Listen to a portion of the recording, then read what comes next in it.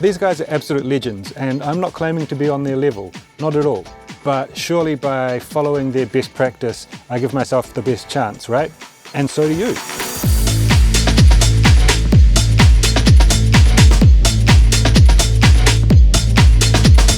Hey guys, Dilby here, welcome back to the channel. Today I've got an awesome video for you. I'm going to share with you some of my best tips to help you finish more tracks. I'm a firm believer that it's really important for an artist to be prolific.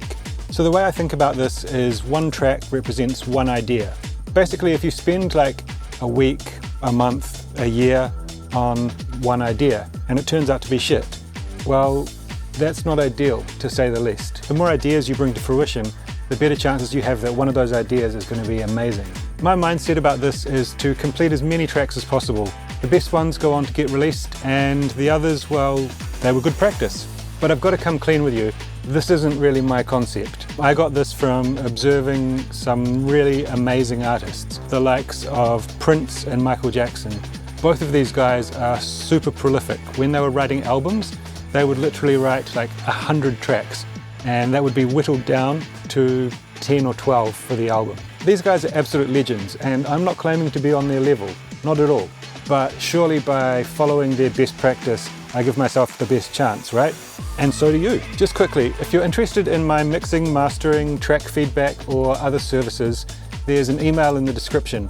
There's a website coming soon, so look out for that. Before we get started, like, comment, subscribe, all that good stuff. You know it really helps.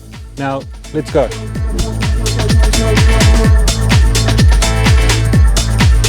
So my first tip for finishing more tracks is to start with the hook. This is a concept that I've heard quite a lot in the past, and I was recently reintroduced to it watching an interview with Patrice Baumel. In this interview, Patrice was explaining that when he works, he starts with like a really basic minimal drum beat, some strings or a pad maybe, and then he gets cracking on like the hook, the theme, the main part of the track. When we're talking about the hook, what we mean is the thing that makes the track interesting or unique. It's the thing that the listener remembers and the thing that gives the track its identity. It could be a vocal, a synth, a melody, an effects sound, a percussion riff. It can be anything really, but it really has to be memorable. The reasoning behind this method is that by starting with the hook, you're putting the most effort onto the most important part of the track. And furthermore, in my experience, once you've got that hook nailed, it's so much easier to come up with the other parts to support it. After that, it really starts to feel like the track is writing itself. And don't we all want that?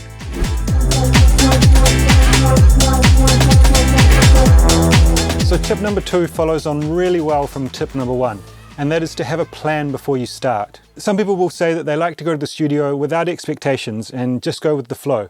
For me, I'm not a huge fan of this method, as I find it much less productive. Many of my most successful tracks were almost written inside my head before I ever sat down to make them. I also find this method allows me to work super fast, as I already have a vision of what it is I'm trying to create. And then it's just a matter of going through the steps, filling in the blanks, and kind of fitting the pieces together to make the project complete. As I said, this follows on really well from the concept of starting with the hook, and there's a couple of ways that this can work. If you have a hook, like a vocal or a sample, you can try to envision beforehand what the most complementary parts are going to be, how the arrangement might work, and what you're going to do to really emphasize the hook and make it shine. If you're going into a session where you're going to try to create a hook, then you might try to have a plan beforehand about what it is you're going to do. Maybe it's a melody you have in your head and you're trying to find the perfect sound, or vice versa. In my experience, if you can kind of map out where you want to get to beforehand, then you vastly increase your chances of getting there in the end.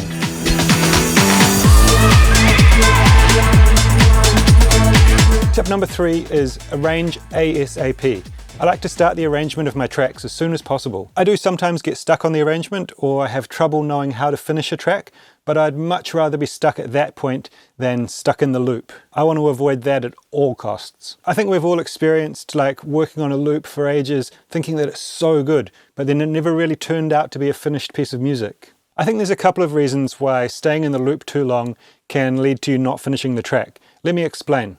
The first one is quite simple. So you listen to the loop too much for too long, and you basically just get bored or disinterested in it, and you kind of don't have any motivation to finish. The second and more dangerous one is that you start to tell yourself how good it is, how this could be your big break, and after not too long, you become stuck and have no idea what to do next. Basically, you put so much pressure on yourself by telling yourself how much potential this loop has that you become paralyzed with fear of not wanting to screw it up. You don't want to be responsible for ruining the opportunity that it represents in your mind. A few years back I was doing this to myself a lot, and I can tell you now it's awful. It's really uninspiring, and working on music quickly becomes stressful and pretty much no fun at all. Trust me, avoid this at all costs.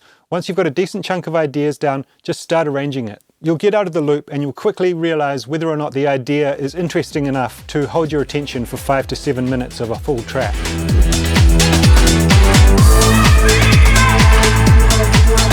Tip number 4 is to work on music consistently, ideally every day. In my opinion, music production and creativity is kind of like a muscle. You need to train it frequently in order to operate at peak performance. I've had a few periods throughout my career where, for whatever reason, I took like a couple of weeks or a month off writing music, and when I came back to it, I felt lost. I felt almost like a beginner again, and the whole process seemed kind of foreign and a bit clunky.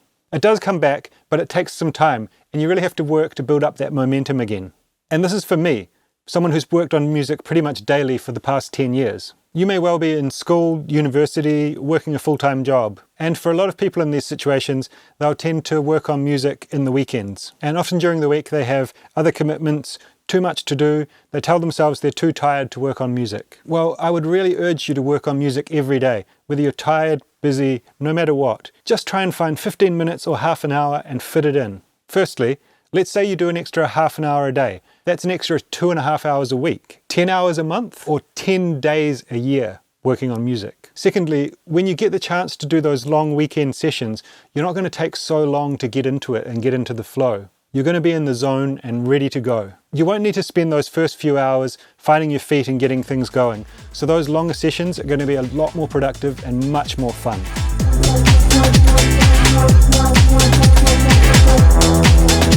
Tip number 5 is set yourself deadlines.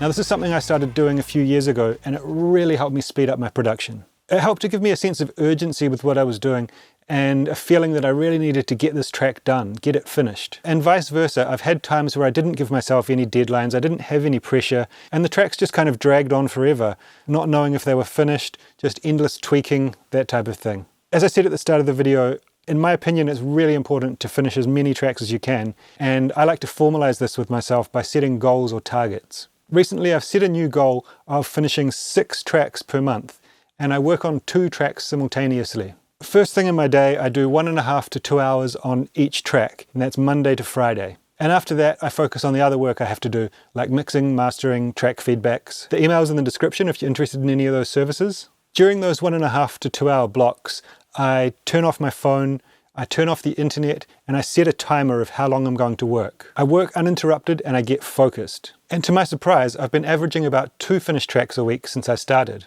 Having the goal, formalizing that work time, and blocking out all the distractions has literally blown my expectations out of the water. I honestly thought I was going to be really hard pressed to finish the 6 tracks in a month, but after formalizing this routine, it looks like I'm going to do 8 or 9 in the first month.